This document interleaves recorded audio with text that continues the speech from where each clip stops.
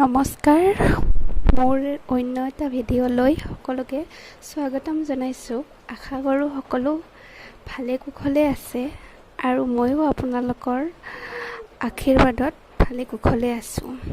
তেতিয়াহ'লে আমি ভিডিঅ'টোৰ মাজলৈ আগবাঢ়োঁ।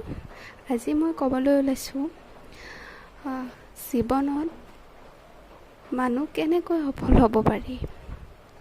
প্ৰথম 1, আমি লোকৰ কথা গুৰুত্ব দিব নালাগিব।